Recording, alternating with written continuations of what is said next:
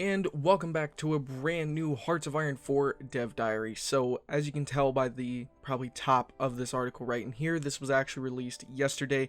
Now the reason I didn't cover it yesterday is because they said they were not going to be doing dev diaries for quite a while, and I didn't really look, and that's more my fault that I did not know that the dev diary was actually out until this morning. I was looking at the Paradox Twitter, so seriously, sorry about that. So let's go ahead and talk about what is in this dev diary, some of the very important things that they're talking about today, but realistically it's more of just like a basic dev diary talking about their future plans and things like that. However, let's go ahead and start off with probably the biggest thing on here.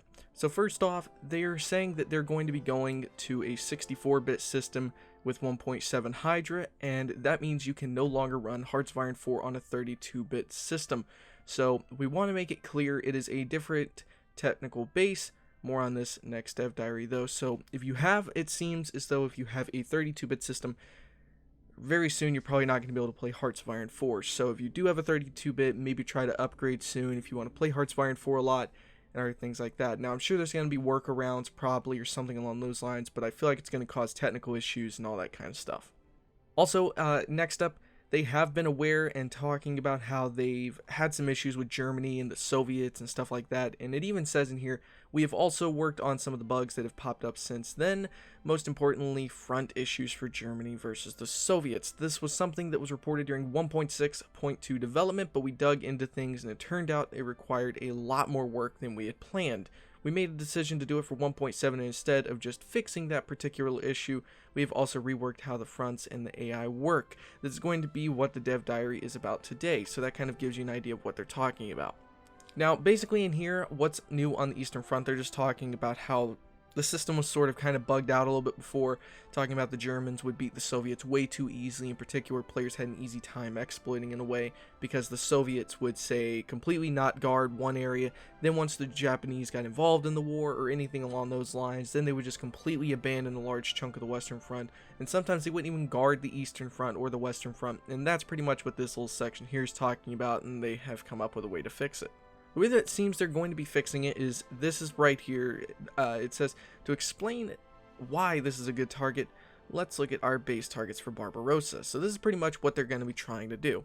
The Axis pushed the Soviet line in slowly until the Soviets lose in 1945, unless the Allies secure a big landing and relieve the Soviets, at which point Germany should start losing with its forces split on 2 to 3 fronts. So it seems to me that they are trying to be able to code the game in a way so the war, when as two AIs like Germany and the Soviets are fighting each other, the war will be kind of forced to be bogged down a little bit, and over time it's going to take them a couple years until they're actually able to take Moscow.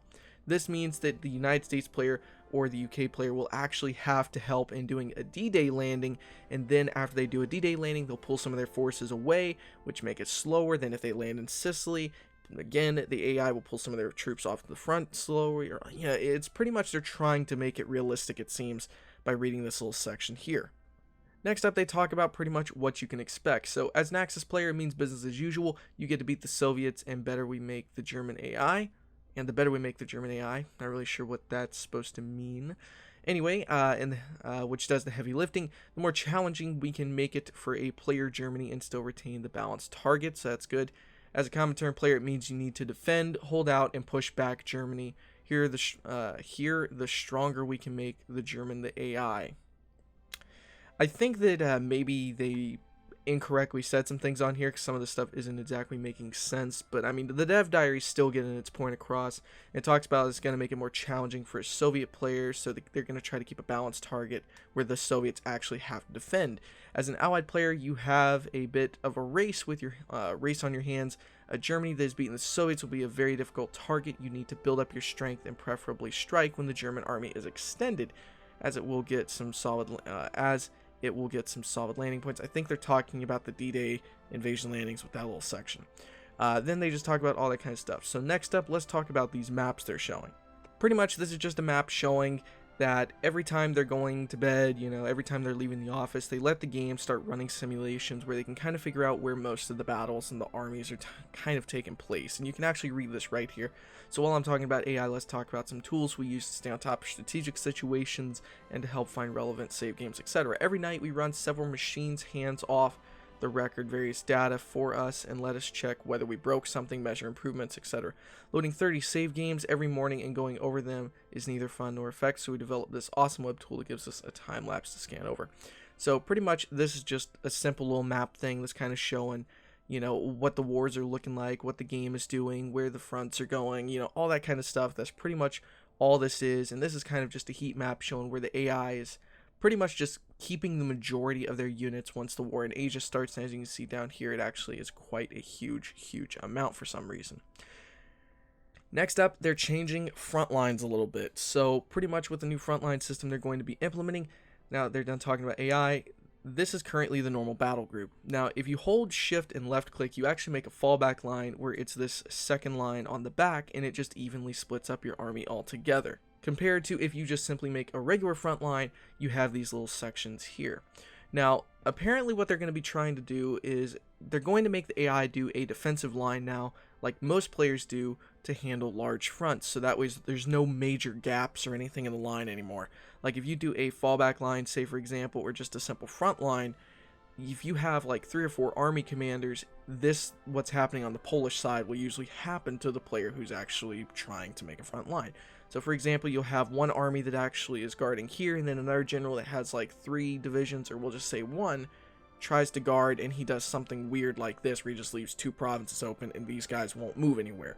So pretty much the AI is going to do what this side is doing and make it a defensive line now, and I guess they're going to use offensive lines when they're actually wanting to attack compared to being on the defense. So I guess the Soviets are probably going to do that more than likely.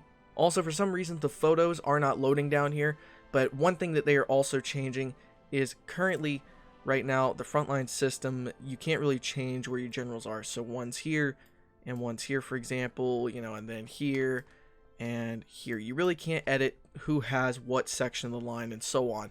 What they're going to be doing apparently, and they actually explain it down here a little bit, you're going to be able to shrink or expand the fronts. So say for example, instead of this one right here, this little blue line, we could say move down to here, and then we could maybe extend this pink line to catch it there. That way we can center the majority of our units around here compared to having it all the way down to there. So pretty much they're just going to allow you to edit the front lines a little bit more is what it seems like they're talking about they're going to be doing. Also, here it is again. There are still 3 armies there, but because you didn't care to assign a position, we won't clutter things by showing you this workaround garrison for big areas. For players who preferably keep control over which army is assigned, we have also made it easier to important ways, and that's where they're talking about what I just explained.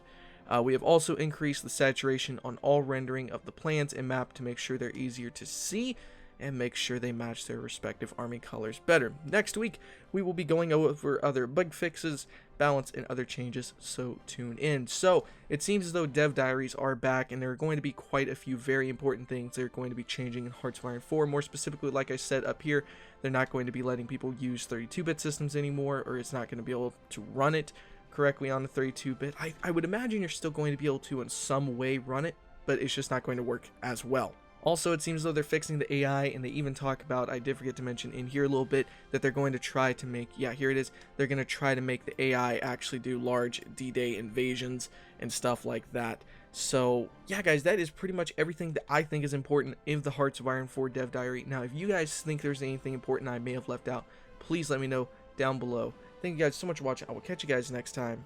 Stay awesome.